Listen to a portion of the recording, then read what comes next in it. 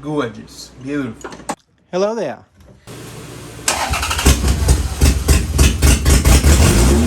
What's going on, everybody? Welcome back to the channel. In today's video, we're finally getting the engine started in my 1991 Toyota MR2. If you haven't seen in my previous videos, we got a 2GR-FE and an E351 manual transmission in this thing.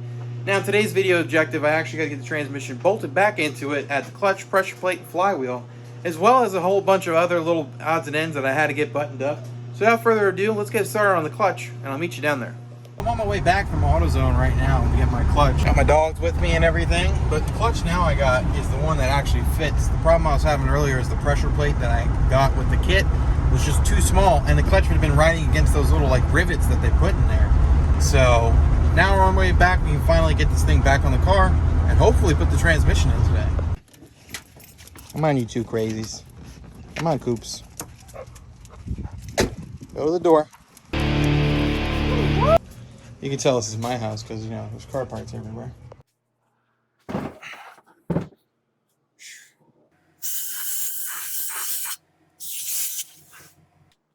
We'll start out with getting this shit off real quick. Yes, I know there are 4 different types of bolts, okay? This is just that cap. It's not too dirty, but there is like the old gasket material. I'm just going to use Permatex on it. I don't know what the actual like gasket paper stuff costs. Don't care because I know Permatex is going to work just fine. And the next thing I got to get off is this right here. This is a size 24, if you're wondering. Same thing with this guy. This is the actual like diff vent per se. There's a little spring right here that you can kind of see on it. This just lets the air in the transmission aerate and stuff. So it's kind of important. We're gonna put these aside. This right here has like a little aluminum washer on like the diff cover right here, or this vent. This does not have one, and it's not supposed to have one. If you put that in, it will not shift correctly. Keep that in mind. Yep.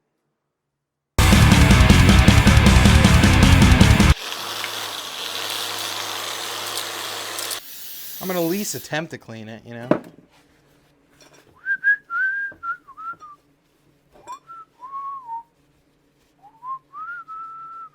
So we're gonna say that's back from the machine shop and it looks perfect. We're gonna go slap this in the car real quick. What the f?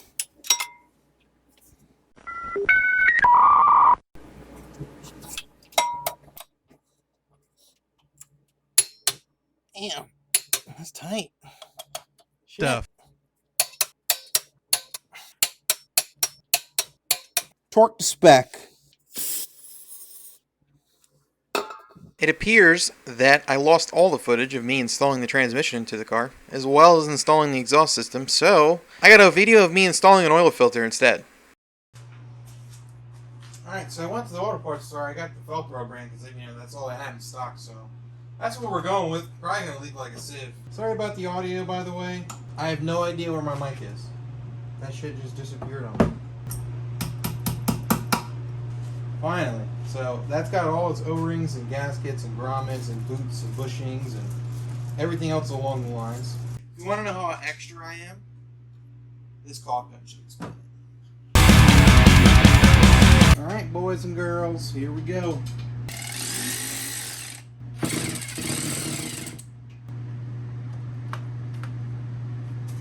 Boom! Valve cover installed. Well, as you can see, I got the wiring all set up in the engine bay. Let's take a deeper look on this real quick. I'll start out actually with the vacuum lines because it's going to be relevant. This is some random line that I found in the garage. No idea what it's from. Couldn't tell you. But it basically just loops down here with a little S and then goes into this hard line. You can kind of see the tip of my finger at. I'll zoom in for you. So yeah, that's all set. And all I did with the wiring harness is just rewrapped it with the fancy, like, you know, not fuzzy Tessa tape. Did that, and then it's just zip tied in there. I got to cut the tails off. We'll get to that eventually. And then that piece there also. And it's just zip tied, holds it in place, wraps around the cylinder head. All the wires stick out that way. Leaves the entire valve cover all exposed, looking nice and pretty. This VVT actuator thingamajig comes in, gets its power and ground and whatever, you know, electrical signals in this plug. And that plug rides along where the injector valve is and goes across here. When I did try to crank it over a couple times, that engine moves pretty freely, like too freely, to be honest with you. And I'm afraid if I start it and rev it, rev up your engine, which, you know, I do want to do to hear it, it might go flip around and everywhere like crazy. So we got to get some sort of mount in there. Now, let me show you my front mount situation for now. Oh yeah, peep the Crocs, by the way, and the outfit. Got my homeless tie-dye shirt on. This front mount has absolutely no rubber in it, so I'm going to fill this with window weld, and I actually have a wrist pin that I'm going to use as the center bolt piece because it happened to be about the same length that I needed. And if it's too long, angle grinder. Done. Alright, I got the mount all there. I'm going to be using this because it's polyurethane sealant. I got wax paper underneath it, and then there's a rubber grommet from a 3-inch intake on the bottom. And that is a wrist pin from either a 3S or a 5S. I have no idea, but let's go ahead and give it a go. I got it centered up the best I can. I got this all loaded up in the caulk gun. We're going to fill this up real quick.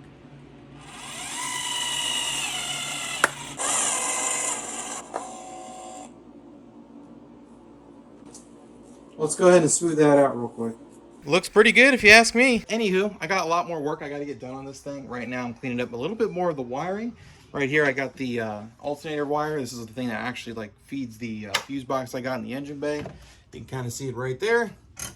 That thing, in what I'm going to be doing with it is I got this red like wire loom stuff. It's like red and black. It looks really nice. All my positives, I want to kind of keep that theme. You can kind of see it right there. I know it's upside down, but you get the point. I want to keep the same theme where it's like red and black, and then all my negatives or grounds, I want to keep it all black. Just so it's easier to see, identify, you know, the whole 9 yards. And it adds a little pizzazz to the engine bay. So without further ado, let's get you guys set up on a bipod. I'll show you how I'm doing this. Hello there. Loom this bad boy up real quick. No idea what this stuff's made out of. I've heard it's made of PETG, like, you know, the printing material or something similar along those lines. All right, so we can see the end of the wire right there, right? What I want to do is cut this a little bit farther back because we're going to be covering it with some heat shrink anyway. These are some scissors that, you know, I'm pretty sure they work for like clothing and stuff, but they work really good for this. And no, we're not leaving it like that. We're still going to put some wire loom over this or some heat shrink.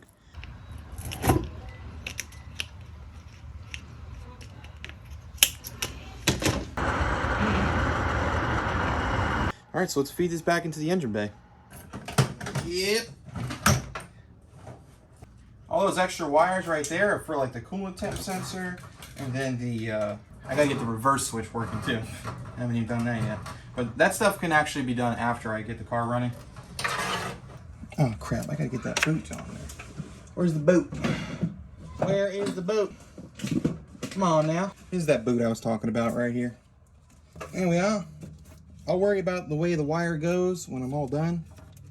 If you get what I'm saying. You picking up what I'm putting down? I got this harness here. I literally just took these connectors out. I don't know why I didn't press record on the camera, but essentially you just go in there, you remove the little plastic piece that goes around that. It's going to look like this, right? After you take that out, you're going to be taking out something like this. And once you get that, you got your whole connector, and we got to go put that back on the car. All right, I got the pins in. Almost lost it. That's good if you ask me. I actually got to fix that test tape real quick. Gorgeous. Beautiful. Alright, so this is all buttoned up down here. I don't have connectors to replace these guys yet. I'm actually looking right now. For some odd reason, I find that cars that the engine was made in Japan, plastic doesn't break as often on the connectors, but this is such a common thing on these things. I don't know, man. It's every single connector that breaks. Because Toyota doesn't know how to make plastic. Make great motors, not plastic. Alrighty guys, well I think everything's pretty much ready to go at this point. There's not much left I need to do besides get in the car and turn the key. I'll get you guys set up on a bipod and let's see what happens. Alright, got my key. And here we go.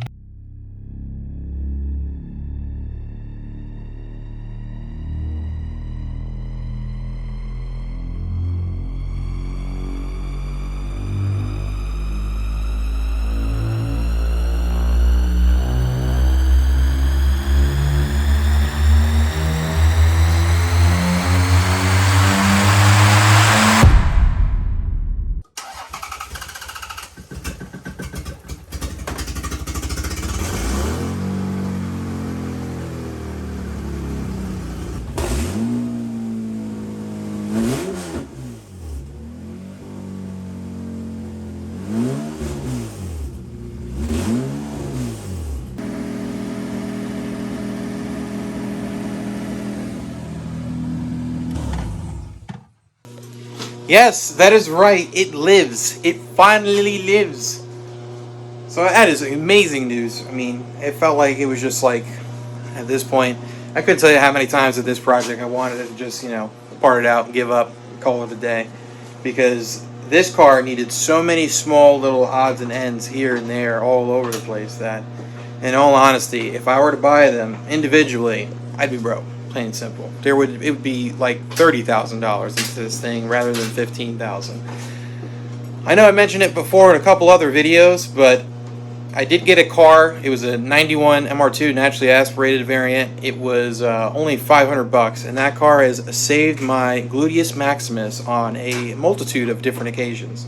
I couldn't tell you guys, like I said, how many little odds and ends that actually add up into a project that can cost you absolutely thousands of dollars.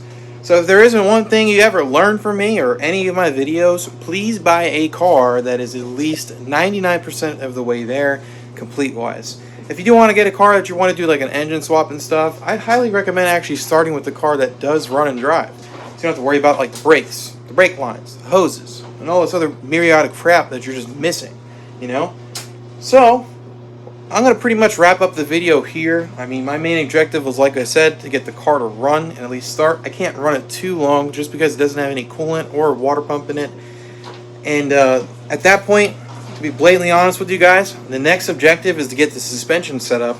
So the only thing left I'll need to do is just get like the wheel hubs and the knuckles in the back, because I don't have those yet, some CV axles, and then a water pump, fill up the coolant. I'm probably going to fill it up with water because I guarantee it's going to leak somewhere.